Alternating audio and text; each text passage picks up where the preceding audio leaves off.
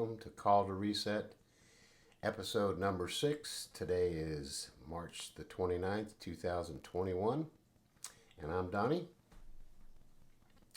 Hats off in the house. I've got my show notes. I've got my box of tissues, new digs, recording studio in the office. I got my water, just in case I need some, and I'm also sipping on coffee over here. But this is really important. This is called Tacky Finger. That was noise. And this, of course, is my brand spanking new microphone. It looks red because it is. And it actually glows red. I've got a mute button where I can turn it off from the top and change the gain and the volume. I've tested it out. Sounds really good. I expect to get better with these podcasts. I expect to be better, and you should expect it too. After all, you're spending about a half an hour with me and learning things and hearing things that you cannot hear, you cannot see, you cannot know anywhere else but right here. And that's because no one else has this information. I'm nobody particularly special, but I did the research and I found all this stuff. Anyway, let's recap from the last episode and where we are today. Last time in episode 5, we looked at legal fiction. It's number 3 of 4 things we need to know and understand. This, along with extraordinary occasions and public safety required from our Constitution. Then, in times of war, the law is silent. That was number 1. The law of emergency was number 2. Legal fiction, last time, number 3. And the acts of President Abraham Lincoln between 1860 and 1863 form a mathematical axiom, something accepted as true. Things equal to the same things are equal to each other. Today, episode 6, Government de facto. We know and understand what government is, but what do the words government de facto mean, or specifically, what do de facto mean? Well, it sounds kind of like fact, and that's because it should, because it's Latin, and the word de facto our word fact comes from de facto. According to the dictionary, and I'm going to read the dictionary definition, it is used as an adverb and as an adjective, and it is defined as follows. A, in fact, in reality, although this title was Prime Minister, he was de facto, adjective, President of the country. They are forbidden from leaving the camp, thereby being de facto, which is an adverb, in a state of detention. That's a dictionary.com, unabridged, based on the Random House Unabridged Dictionary, Random House Incorporated, 2021. B, actually existing, especially when without lawful authority. Excuse me. Distinguished from de jure. He led efforts to reduce de facto, adjective, segregation in the city's public schools. That's also dictionary.com. And if you live in Australia, or as some people refer to it as Australia, g'day mate, it's used as a noun. C, a person who lives with someone in an intimate romantic relationship but is not married to that person. What up, de facto? How you doing? How's your de facto? La-di-da-di-da. Dictionary.com, unabridged, da-da-da-da-da. The Random House Incorporated, 2021. De facto was first recorded in 1595 to 1605. De facto is from Latin, de facto, literally from the fact. Lots of information there, really. Also, again, from the dictionary.com. The words de jure were mentioned under defining de facto, so let's look up these words as well. And again, according to the dictionary, de jure is used as an adverb and as an adjective and is defined as follows. By right, according to law, distinguished from de facto. From the Latin, de jure, Dictionary.com. From both these dictionary definitions, don't you just love it how they use de jure to distinguish it from de facto and vice versa, or the other way around? That's kind of like trying to describe some unknown meat and just saying it tastes like chicken. Or trying to describe a banana, the taste of a banana, or define it or describe a banana without using the word banana to do it. For our purposes here, de jure, from or according to law, let us use the words original law or pure law from our Constitution of 1789. Have you ever heard it referred to as the law of the land? This is our republic, intended, ordained, and authored by us, by the way, to be government de jure. The words from our Constitution would be ordinary occasions. The opposite of those words, and actually the words written in our Constitution, are extraordinary occasions. Although our Constitution does not define what these extraordinary occasions are, or how long or they're intended to last, or will last, we do know that there is something extra, and extra plus ordinary is extraordinary occasions. We know that when extraordinary occasions occur, the President of the United States has an additional power, and that is to convene both houses of Congress. And we also know that instead of Congress, in the absence of Congress, he can also do other things such as call up the military, suspend normal or ordinary civil law, repel an invasion, suppress insurrections, and in case of rebellion or invasion, suspend the privilege of the writ of habeas corpus if the public safety may require it. Therefore, extraordinary occasions is equal to public safety may require it, and these two form a mathematical axiom, something that's accepted as true, as things equal to the same things are equal to each other. President Abraham Lincoln, in signing the Conscription Act and the Lieber Code, both in 1863, took over the states and put them into districts, and took over all the people of all the states by military engagement and occupations when he signed that Lieber Code, thereby continuing the axiom, that which is accepted to be true, things equal to the same thing are equal to each other, having never canceled either the Conscription Act in full, because Andrew Johnson later canceled the literal draft, but everything else was left in that act, and never having canceled the Lieber Code.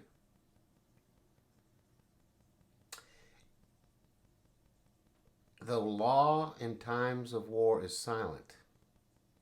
That was maintained after his assassination. And things equal to the same thing are equal to each other. In 1871, Congress passing and President Ulysses S. Grant signed it into law, the Organic Law Act, which incorporated Washington, D.C. as a municipal corporation. The districts, still under the military control by the Conscription Act and the Lieber Code, the Act of 1863 made each state a district state, or satellites of Washington, the District of Columbia. These actions continued the mathematical axiom, that which is accepted as fact, that things equal to the same thing are equal to each other. Have you ever heard the following? Power corrupts. Absolute power corrupts absolutely. Do you know who said those words, why, and when? John Eric Edward Dahlberg Acton. Well, people used to love long names, didn't they? Wrote those words. He was also known as Baron Acton or Lord Acton. He was born in 1834, died in 1902. I wonder what period of time he might have been living in. He was an English historian and a moralist, Dahlberg took great interest in the United States and its structure for protecting individual liberties. During the war between the states, he sided specifically with the Confederacy for their defense of states' rights. That's interesting. In 1870, Pope Pius IX promulgated the Roman Catholic dogma of papal infallibility. In Roman Catholic history, the order of importance in descending order is as follows. Number 1, ex cathedra. In Latin, that means not from the cathedral, but from the chair.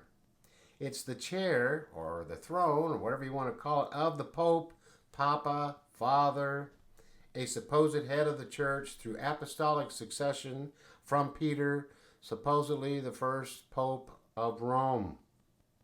This belief, promoted as papal infallibility as the representation or the representative of Christ on earth, has preeminence above all else. When the Pope, speaking in his position from the chair or ex cathedra. Number 2, church history. Number 3, and then the scriptures of the Bible take a lowly third position when, according to the Bible, God says of his word, "For thou, God, hast magnified his word above all thy his God's name." That's Psalm 138, verse 2b, King James Version. From God's perspective, he did not just set his word above his name, he magnified it above his name. And his name represents all that he has done, is doing, or will ever do. All of his works. That's a pretty wild testimonial, what he has to say about his word. From God's perspective, he not just set it up there, he magnified it. In response to papal infallibility, not subject to being wrong or challenged, Lord Acton went to Rome with all of his influence to try and stop it. In a letter dated April 1887, he wrote the scholar and ecclesiastic Mandel Crichton, "I cannot accept your canon that we are to judge Pope and King alike or unlike other men with a favorable presumption that they did no wrong. If there is any presumption, it is the other way, against the holders of powers, increasing as the power increases. Historic responsibility has to make up for the want of legal responsibility. Power tends to corrupt, and absolute power corrupts absolutely." He did not just stop there. His letter continued, quote, "Great men are almost always bad men, even when they exercise influence and not authority. Still more when you superadd the tendency or certainty of corruption by full authority. There is no worse heresy than the fact that the office sanctifies the holder of it." John Emmert Edward Dahlberg Acton. Through time, this government de facto has become a mindset. It's a system. It's a corrupt system. Legal fiction, because we have never returned to ordinary occasions. Acts between 1860 and 1863 are equal to the actions taken since, and the actions or reactions to this day, time, and hour in 2021. These are equal to the causes, and the causes are equal to its effects, which affect each and every one of us still today. And these are a mathematical axiom accepted as being true, that things equal to the same thing are equal to each other. All the words we have been considering are all related to each other, and they are considered to be a mathematical axiom, which is things equal to the same thing are equal to each other. A mathematical axiom is a proposition that is not proven or demonstrated but considered to be either self-evident or subject to necessary decision. In other words, an axiom is a logical statement that is assumed to be true. Therefore, its truth is taken for granted and serves as a starting point for deducing and inferring other theory-dependent truths. An example would be if A equals B and B equals C, then A equals C. This axiom is attributed to Euclid, and Euclid lived around 300 BC. He was a Greek mathematician and is considered to be the father of geometry. As to acts and actions and causes and effects, acts and causes are something that makes something else happen. Out of two or more events, acts and causes are the events which happen first. One act or cause is government de jure, which has become inactive or suspended by sheer logic. If something is suspended or inactive, something else must be in operation or active. When government de jure is suspended or inactive, government de facto is in operation or active, and it is the present reality. Because Abraham Lincoln invoked extraordinary occasions, in the absence of Congress, he deployed the military, suspended the writ of habeas corpus, took over the courts and civil law. He set the states into districts under military command, took over the states and signed the Lieber Code, rules of engagement and occupation, and thus took over all the states and its people. All of this was under public safety requirement from the Constitution. A national state of emergency to repel invasions and or suppress insurrections. These acts were the cause of suspending or making inactive government de jure and made government de facto the then present reality. Since these things were never canceled, since the assassination of President Lincoln in 1865, in times of war, the law is silent, remained. The law of emergency continued, as if, legal fiction, the American Civil War was still being waged and government de facto was still active. It is. Government has bound itself and us, we the people. It has done so by laws, rules, statutes, opinions, regulations, proclamations, and executive orders, all of these, as if we were still in times of war. The law, pure law, ordinary law, is silent. All of these as if, legal fiction, some national state of emergency, the law of emergency, perpetually and permanently exists. These things continue suspending and making inactive government de jure, ordinary occasions, to continuous and continual extraordinary occasions under government de facto, our present reality. And these things equal to the same things are equal to each other. The American Civil War in reality ended in 1865.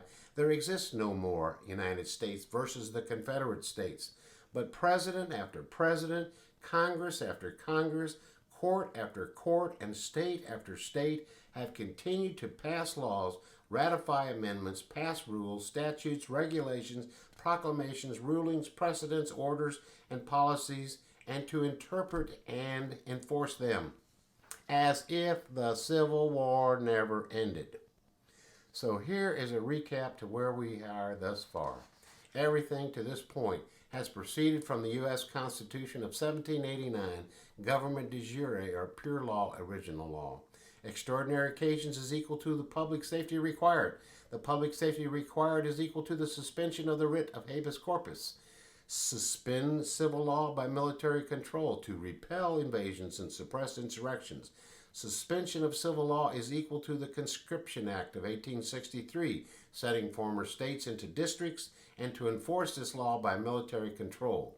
The Conscription Act of 1863 is equal to the Lieber Code of 1863, rules of engagement and occupation by the military to repel invasions and suppress insurrections. The Lieber Code having never been canceled by the Commander-in-Chief, the President, or by peace treaty, continued after the assassination of President Abraham Lincoln, is equal to, in times of war, the law is silent. In times of war, the law is silent is equal to the law of emergency. The law of emergency is equal to legal fiction. Legal fiction is equal to government de facto. In reality or in present, active, suspends government de jure, rendering it inactive. And all of these together form the mathematical axiom, accepted as true, things equal to the same thing are equal to each other. From 1860 to 1863, those were the acts. Everything which followed the acts were and are actions. Another way of stating this is cause and effect. For every cause, there is an effect or effects. Acts are equal to actions, which are equal to cause, which is equal to effects. And these form a mathematical axiom, accepted as true. Things equal to the same thing are equal to each other. If all of this seems both complicated and confusing, it should. That's exactly how I felt when I discovered all of it. If this is overwhelming to you, I can relate, because I was overwhelmed by all of it. Intentional or not, the consequences are just as real as if they were all intentional. And I'm not here to tell you or anyone that there was some grand scheme or conspiracy to take over the government and in essence to defraud and enslave all of us, we the people. I have no research, no intentions to prove or to blame anyone for this mess. But I'm here to say this all continues. It is de facto. It is just the way it is. It's our present reality. Intentional or not, this confusion as a corrupt and corrupting system, a mindset as this is just the way it is just the way it is. I'm here to say it does not have to stay this way. There's a better way, and the better way is the only way we need to reset. Government de facto has so bound itself and us, I do not believe the government could, if they would, reset this republic. It's a mess. I did not make this mess, and neither did you. But our ignorance of it and what to do about it allows it to continue. I was ignorant. You will not and cannot find these things being taught in any school from pre-K to high school. No college. No law school. There's not even a law school that I'm aware of as of this date, 3/29/2021, that requires a rudimentary basic class on the Constitution of the United States of America. I find that mind-boggling. These are not my opinions. They are not my theories. It is not another conspiracy. I did not make these things up for whatever reason or reasons you might think. I do not care if you're a Christian, an atheist, or hold some other beliefs about life beyond our five senses. I do not care if you are a Democrat, a Republican, or hold to some other political party or persuasion. I don't care if you're rich, poor, or somewhere in between. I don't care what sex you are, your age, the color of your skin, the languages you know, can speak, and write. I don't care where you come from. I don't care how successful, unsuccessful, popular, or unpopular you are. I don't care about any of those things, because all of those things more represent our differences. I care about what we have in common, and in a simple, stated, and an all-inclusive way, these are life, liberty, and the pursuit of happiness. To, by, and for these, we should be united. And beyond this, I care that you are not in pursuit of, but that you are a citizen of these 50 states, one of them, in the United States for America. I care that you can read and write and understand English. If you cannot, reach out to someone that is willing and able to teach you English. And if you cannot read and write and understand English, reach out to someone you know that can help them. Either teach them yourself or lead them to someone that is willing and able to teach them. There is no political party. There's no president, Congress, Supreme Court, no amount of money, social media, mainstream media, public education, no convention of states, no term limits. Any of these other things are just band-aids on an artery that's, you can't stop an artery flow that's been cut with a band-aid. None of these things can reset our republic. This is solely the right and the responsibility of we the people. It is the only way. We need to understand whom we are and how to reset. We will be looking to these to discover them in future episodes.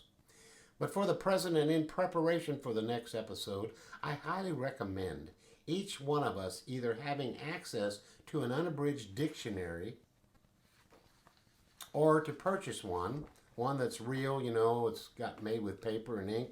And here's mine. This is Webster's. This is an old version. I don't care how old it is. Maybe it's a new one. The latest would be 2021. I can't afford to go out and get a new unabridged dictionary. I think this has got more words in the Bible. So does the U.S. Code, by the way. It has more words, 7 times more words than the Bible. You know how many words are in the Constitution of the United States that nobody ever reads? About 4,483, I believe. And that includes the people that signed it. We don't read that. Remember these bills that they pass in Congress? Well, you gotta pass it so we can find out what's in it. Oh my God. It's just absolutely incredible. This episode is much more detailed, I guarantee you that, than I have presented here. I have spent a lot of time researching it, working on it. It's extremely important because it points out 4 things that were pretty much new to me. I talked about legal fiction in my book in 2012, but I didn't quite put these other things together about the law is silent in times of war, the law of emergency, all these things, these 4 things that led up to de facto, which is where we are now. So this is highly important, and I do a lot of research and pull up everything. I'm not trying to get down on the Roman Catholic Church or anybody that believes that kind of stuff. You have the right to believe whatever you want to. I'm just pointing out the differences between government de jure and government de facto. It's a mindset. It's a continued and continuous way of doing stuff when you don't return to ordinary occasions. Well, anyway, I'll give show notes or what I will produce in a PDF form later, which I've already produced. I will make available to you, and it's a lot more detail. This is most likely going to appear in the sequel to my book. This is a picture of it, what I'm working on. That's the artwork, Apple of Gold and a Picture of Silver. And a sequel from the original one, which is this one, Reset, an Unalien's Guide to Resetting Our Republic. And for more information, you can check it out at resetbook.com. Well, I want to leave you with these things. Remember these.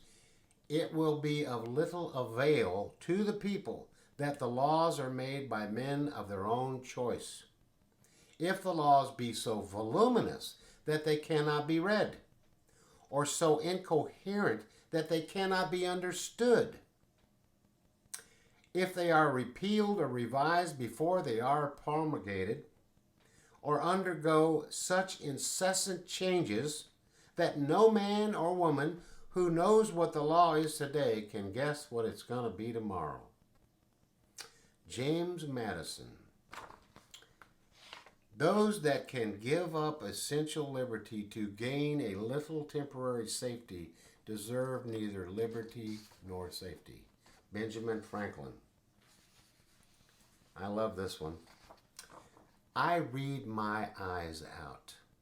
I can't read half enough. The more one reads, the more one sees. We have to read. John Adams.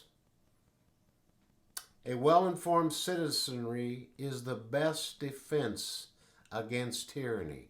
Tyranny, whether it's intentional or not, a mindset, a corrupt system, a de facto government when we've not returned to ordinary occasions. It's the same thing. Taking control over your life, your liberties, and your pursuit of happiness. Or mine.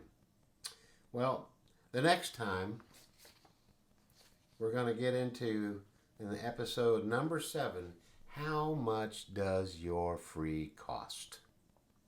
So until then, till we meet again, have a wonderful day.